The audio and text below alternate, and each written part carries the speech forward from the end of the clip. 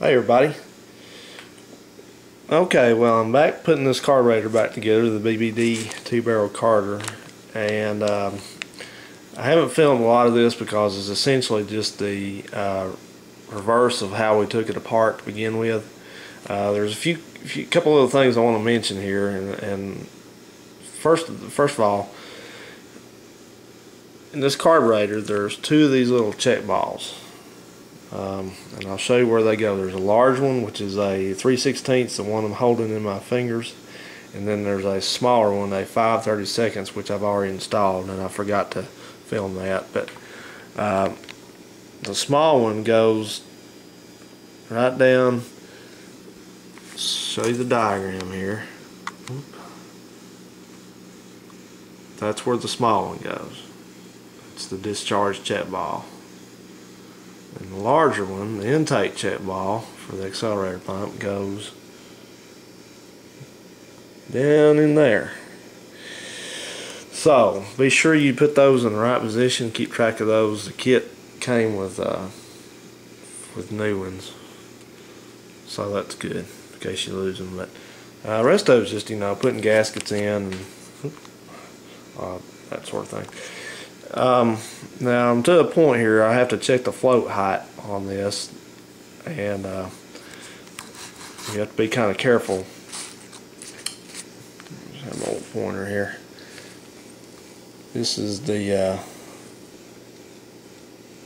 let me get where I can show you here.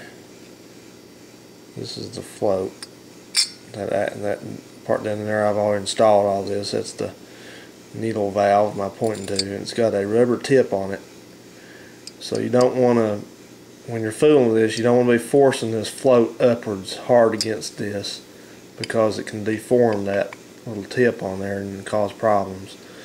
So the method that the factory book tells how to check this is of course you keep track of where you got these check balls, and there's also a spring right here that you can keep track of, is under the power piston. Goes right in here. Keep track of those, which I have, because they'll fall out. And then what you're going to do is you're going to invert this carburetor, let the float just hang on their own weight, and check it. It's not going to be easy for me to do, so I'm just going to kind of put the camera somewhere here where I can hopefully show you what I'm doing here. Okay, let's see if I can make this work here. Let's do this. Yeah. Okay. What we're going to do is we're just going to, like I said again, let it hang down. And if you can see this, I've got my scale that came in the little kit here, and you can see the scale. It's 1 inch, 2 inch. The spec on this, from you measure from the center of the float here to what's called the crown, what I'm pointing to the edge of this float chamber. Measure this distance when it's hanging loose like this.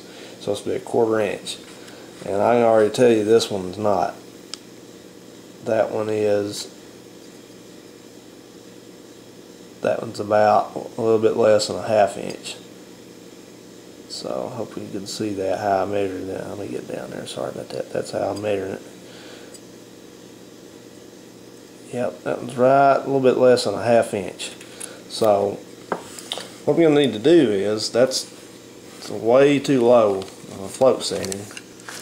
So the procedure to adjust these, you have to be kind of careful with it, but you hold the floats down to the bottom with your fingers, just kind of hold them in place with a finger, and then you carefully bend that right there whichever direction you need it to go to achieve what you want to do. Now, that's kind of a crazy way of saying that, but let me try to make that more simple. Okay, we got to raise the float level on this one. It's too low. So what we want to do is, if you see how this works, let me do this again. gently, don't force it. Now, just kind of watch. So when the float raises, see that?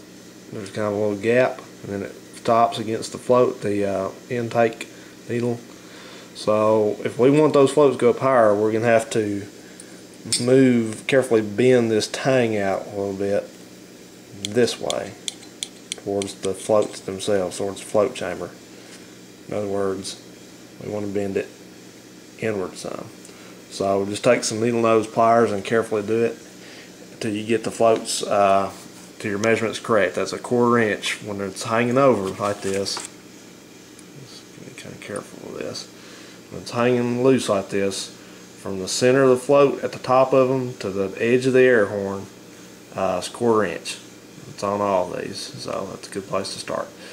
So anyway, hopefully I didn't make this too complicated, and that'll show you how to do that. And then once you're done with this and continue to reassembly, be sure you put in your power piston spring, which is this, and your accelerator intake check valve, which is the large one, which is that.